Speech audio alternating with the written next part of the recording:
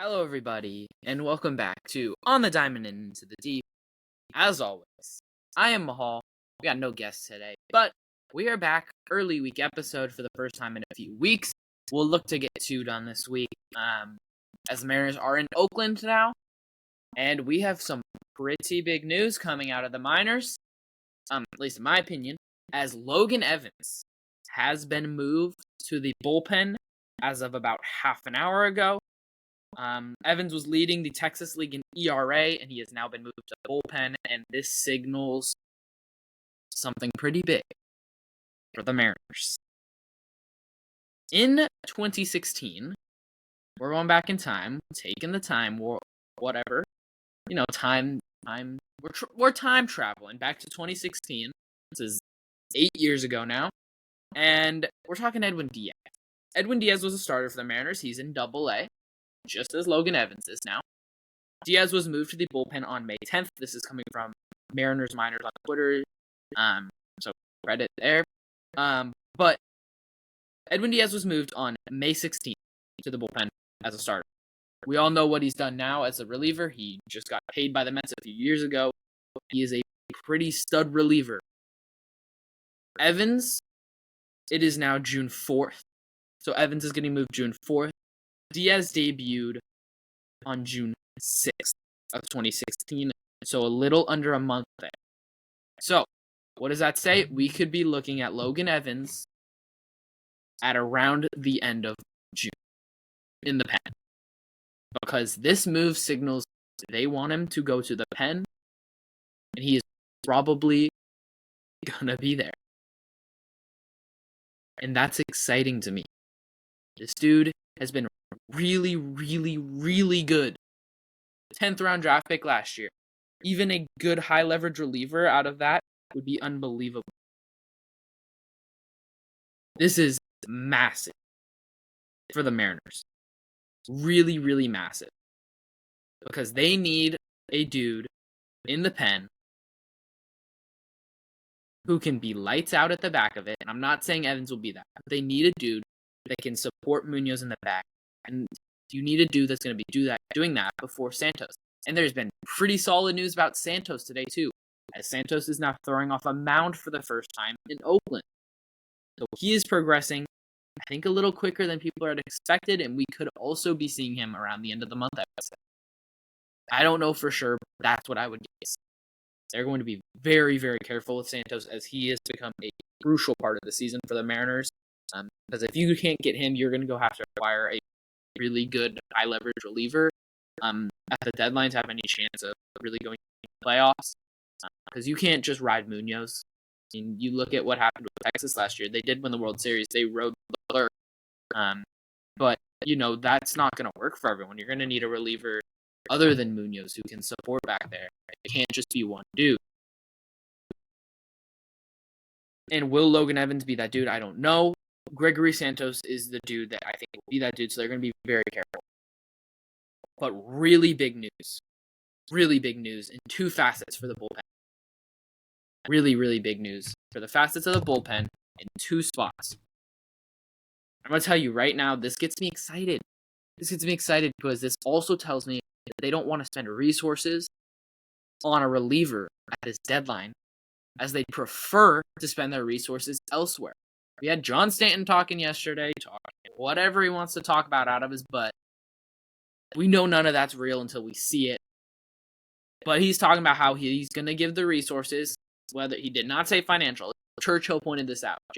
Jason Churchill pointed this out in his podcast. But he never said financial. But what does that mean? He's going to give the A-OK to Jerry Dipoto and Justin Hollander to do stuff. And that probably means they are going to do stuff. Whether those financial restraints are still there is left to be seen, and they probably will be. But that is good to hear them already talking about wanting to make a change. And they did make change, as Brent Brown was fired on Friday. And the Mariners had a big weekend. Now, they were playing the Anaheim. I don't really want to call them the Angels because they're kind of the Devils. But they were playing Anaheim. The Bats really did kind of break out, especially game 2 in which they scored 9 runs. We'll get into that in a second. But Brant Brown was fired. To me, that's less about Brant Brown necessarily doing something wrong, and maybe he was, but I think they want to simplify, and they also want to make change fast because they know this is a chance to win the division. You're 4 games up on Texas right now. This is your opportunity to go do these types of things. That means also they're probably going to go acquire a bat, and that probably means a big-time bat. We're also going to talk about that today, as we are going to play Oakland this week for 3 games. And I see Brent Rooker, been talked about a lot, but I see Brent Rooker as a target this Mariners team to acquire a pretty good one. So that's what we'll get into in the second half of today's episode. But let's talk about the series with the Angels that just went down. It went down! Game 1. Huge victory for the Mariners. You really do love to see it, I'll be honest. A series sweep is a lot of fun. I kind of forgot how fun it was. It's only their second in the entire year. They figured out how to do it. Game 1. 5-4 victory. This was fun for about 6 innings. Then Brian Wu was out after 6 at 66 pitches, and people are questioning it. Myself included. I hate to admit it. But I was like, why are we removing this dude when he's at 66 pitches? And apparently he was having some, this is a quote, arm stuff issues. This is per Ryan Divish. He was having some arm stuff issues during the week before his start. So they wanted to be really careful with him, and he got them 6 innings on 66 pitches. He also probably could have pitched at least 1 more inning. But that's okay. They end up giving up a grand slam after they pull him. Yeah, great. Gives up a game-tying grand slam that's due to Mr. Sauce. Mr. Thorpe. I think it was Fire? I don't know. I remember Sauce gave up the home. But, that's not fun. Ty France, though, comes up clutch in the 8th inning with a big-time bomb. Okay, so as I was saying, huge home run from Ty France. In the 8th inning goes, get the go-ahead there. And Munoz shuts it down. And the dude has been lights out at the back of the bullpen. This dude has been all-star level as a reliever, and that's hard to do. That is really hard to do because there's not that many relievers that get into the All-Star game. But this dude has been a dude that should be in the All-Star. Do also just want to mention Luke Raley had a home run robbed in this series. The dude has been really, really good. Should have had home runs all 3 games of the series. And in game 1, he had 1 robbed. Game 2, I did not watch this game. I was worried. But the Bats, they broke out for 9 runs. J.P. Crawford, with the bases loaded, is a weapon. I mean, he's been a weapon in general, but especially with the bases loaded, this dude is a weapon. This is not the dude you want to face with the bases loaded. As he again hits a grand slam. It feels like he just does that every single time. Every single time. It really does feel like that. But Ryan Bliss has a really good night also. Scores 3 runs. He had 2 walks and a hit. Julio Rodriguez also had 3 hits. And that is really good to see. He's been hitting the ball, but he needs to elevate it more, get some extra base hits. I want to see him pull the ball. It is often been talked about in the past that Julio Rodriguez is at his best when he's able to hit the ball to the right center gap for doubles and for homers. What I want to see is I want to see him pull some freaking runs. Because you look at his rookie year, that's what he pulled the ball, and the ball went boom, and he went boom, and he won Rookie of the Year by a landslide. He really did. So once you start seeing him pull the ball elevated, that's when you get excited, and that's when he is back. He's not there. He is closer, but he's not there. Luke Raley also hit a home run in this game. Yeah, he's been good. Game 3, Luke Raley.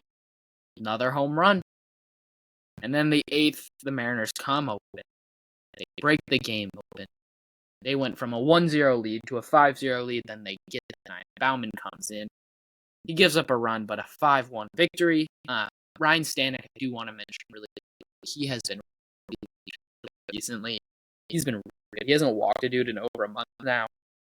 He threw a fantastic 8th inning there for the Mariners when they were up 1-0, when they needed him most. So cheers. Cheers. And again, Rayleigh should have had home runs in all 3 of these games. He should. And he's your player of the series. Ryan Stanek is your pitcher of the series. We're not going to get that because who really cares? These dudes are your players of the series. And yeah, let's talk about the Oakland series before we get into a little bit of Brent Rooker talk. Now, I've got 2 big points. We'll say 3. 3 big points. 3 or 4. Number 1, score runs in the first inning. Build early leads. I talked about this last episode, but when you can jump on the starter early, and you should be able to do that against all these starters Oakland is going to throw at you, you should be able to do that really against anyone. You should be able to get hits off, unless it's a really good starter. And in that situation, then I'm like, okay, I get it. I do. But against dudes like this, you should be able to score some runs early. But when you do that, and you start to get this pitcher on the ropes, and you get the starter on the ropes, you cannot let them out. You cannot let them settle in. And the Mariners have done that way. And because of that, pitchers have been only throwing about 5 innings, 6 innings with the Mariners. But with that, the Mariners aren't getting enough run support. They get to the point where they could do that, and the pitcher gets crushed, and the bullpen then gets crushed as well. So build early leads and sustain the pressure on the starter, and then get into the bullpen. On the defensive side, or pitching side, pitch clean. Don't give free passes. Pitch clean. Don't walk dudes. Don't let them get on base. Because that's how you're going to get punished. That's how you're going to give up multiple runs. You can give up home runs. You can give up solo home runs. As long as you're not giving up 4 solo home runs a game, 3 solo home runs a game. You can give up 1 or 2 solo home runs a game. That's fine. But don't give free passes. And play clean deep. Now, back to the hitting side. This is a little bit similar. Take your walks. Don't expand the zone. Make them pitch well. And when you get a pitch in the strike zone, you get a hung breaking ball, hung off speed pitch, crush it. Or if you get a fastball down the middle, down the middle, crush it. Crush it out. Hit it. Please. Now, let's talk Brent Rooker. Brent Rooker. This is my target, y'all. This is a massive target. I think they need a right-handed hitting outfield. They need it bad. Dude that's going to hit. He has been really, really good. Been really good. You look at his baseball savant page, and it is a lot of red. There are 3 things he's not good at. That's why he fits in this Mariners team. He chases a little bit, but he also somehow walks a lot. It's very strange, actually. He walks in the 77th percentile, chases in the 25th. He strikes out in the 5th percentile, 33% clip. Yeah, he's a Mariner, y'all. He is a Mariner. He whiffs in the 2nd percentile at 36.5%. Yeah, again, the dude's a Mariner. The dude is a Mariner. He belongs. But he also, with those not so great things, again, he walks 11% of the time. He also has 98th percentile in the launch angle sweet spot. That means he's hitting the ball hard. He's hitting it at the right launch angle, so he's going to hit home runs. That's why his expected slug is 575 and 7th percentile. That's why his ex-WOBA is in the 95th percentile at 39. Wow. At 392. His batting run value this year has been 94th percentile. In a down year for offense, this dude has hit not only his stride like he did last year, but he has found a whole nother gear. Last year, he hit 141 off breaking ball. This year, he has been a whole lot better than that. He's hitting 300. In terms of slugging, he's slugging 667 off breaking balls. Last year, he slugged 281. The dude was really good last year, but he found a whole nother gear. He is going to hit sinkers. He's going to hit fastball. He's going to hit slide. He's going to hit sweep. The dude hits. That's why I want him on the team. His defense is not amazing.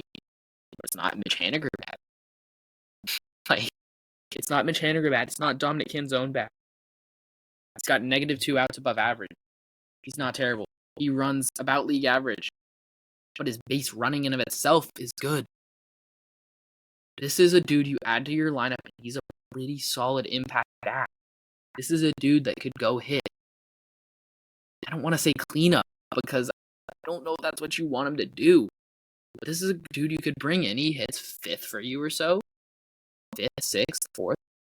Somewhere in that range. I'd probably hit him 5th behind Cal, depending on what your lineup looks like at the moment. You hit him 2nd, but I mean, really, I think ideally you'd like to hit him around 3rd, but I think that's where you should leave Julio right. You're not going to move him. But Brent Rooker, this is a dude you need to bring in. When you look at his fan graphs, it's just also amazing. Last year, he totaled 2.2 WAR, 2 wins. This year, he's already over 1.5. He's got a 165 WRC plus, 65% above league average. 65%. He's walking more this year than he was last year, and that's progressively improved. He's also striking out a little bit, but not crazy, just 1%. When you look at just basic stats, he has 12 home runs already this year. He's 3 short of half of what he hit last year. In what? A third of the games? He played 137 games last year. He's already only he's only at 48 right now. He has more hits than he has games played. Put that in perspective. 48 games he's played this year. He has 49 hits. 12 doubles, 12 home runs, 39 RBI.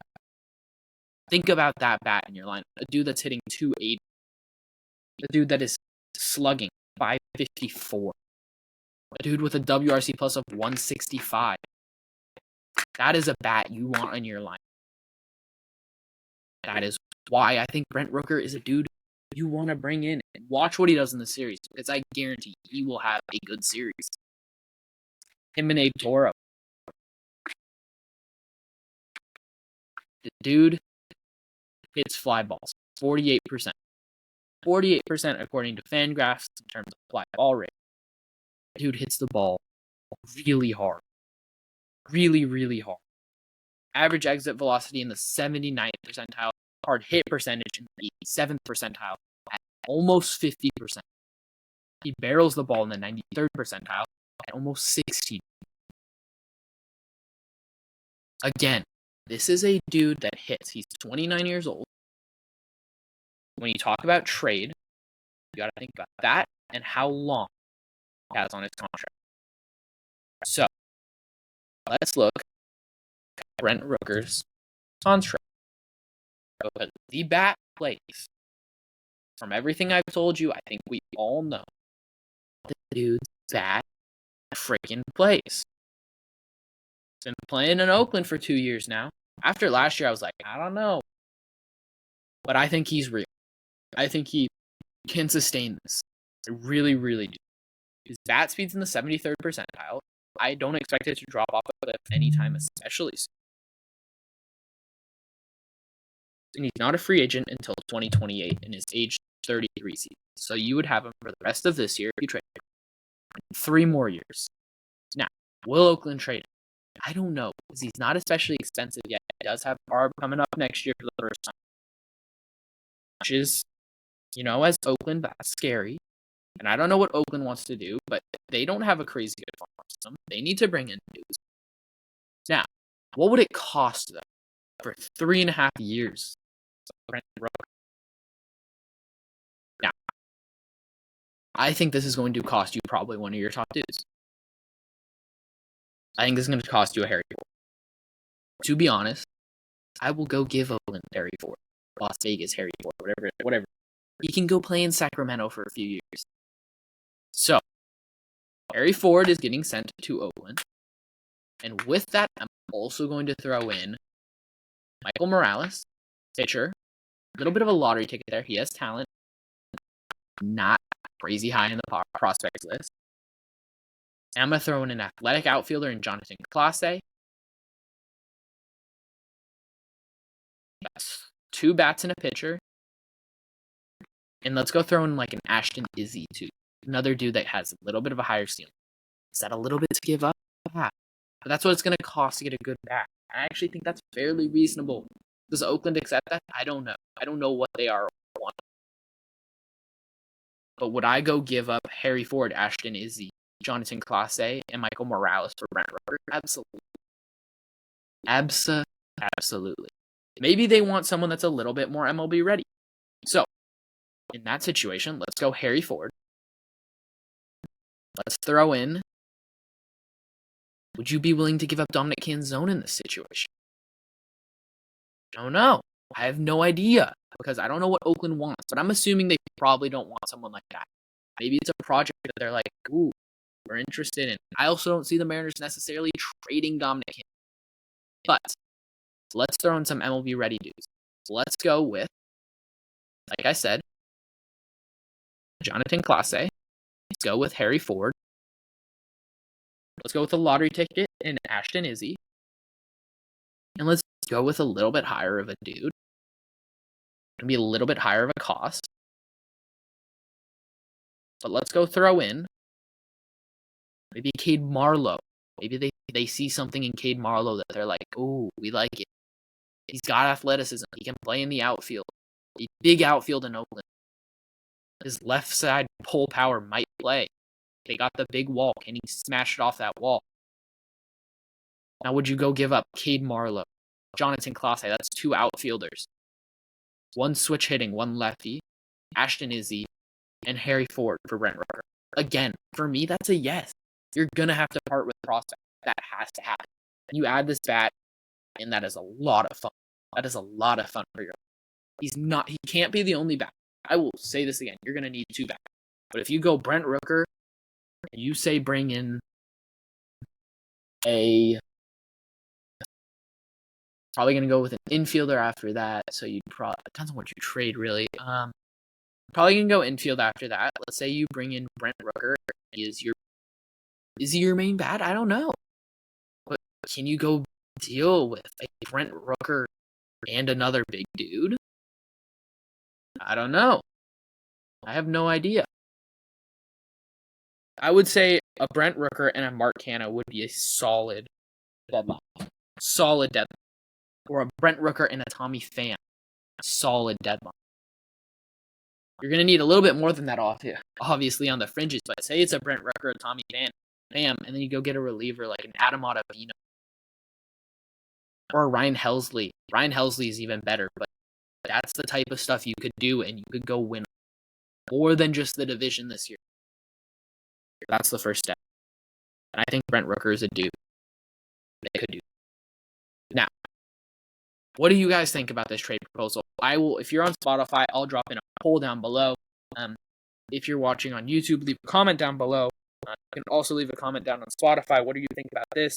And if you want to propose your own trade for Brent Rooker, go give it a go. And if you want to share your thoughts just on Brent Rooker, I will put down a question down below that you can answer. And yeah, I think Brent Rooker is a dude that you would really like in this Mariners lineup. He hits. And he strikes out a little bit, but so does the rest of the line. Even if he can strike out as long as he hits. You just need dudes that hit. And I know you want to cut down on strike. I know that people want to cut down on strikeout. But the biggest thing is getting dudes that hit. Right? That is the biggest thing for me. They can strike out a lot, and I'm not just going to run away. I want dudes that are going to hit and that are going to provide impact to this lineup. He will provide it.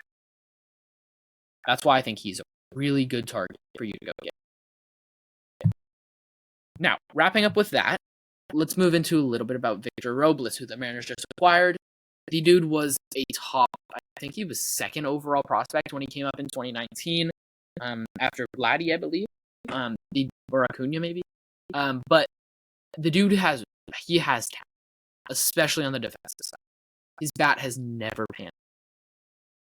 Will it pan out here? I have no idea. He wants to be here. He's expressed that. He said that he chose here for various reasons, but he likes the culture of the team. I think that's really good to hear. It is really, really good. just anyone that wants to be with the Mariners, that's something that I like to hear. Don't hear it a lot. The other thing on Brent Rooker, I do just want to go back for a second and mention. He said his favorite away ballpark to play in is T-Mobile Park. He said it's hard to hit in, but that's okay. In the summer, that's not a problem, especially after when the roof's closed. It's not as big of a problem. So bring him home, Jerry. Bring him home. But back to Victor Robles, the dude has crazy talent. He never panned out in Washington. Will he pan out here? I don't know. Probably not going to be here for very long. But he's a right-handed hitting outfielder with really good defense in center field, so he can play for Julio if you need Julio some days. And that is good, because Julio cannot play every day. You cannot have that. Both mentally and physically, you can't do that. It's on your body, and that's good in terms of long-term. Will he pan out? Probably.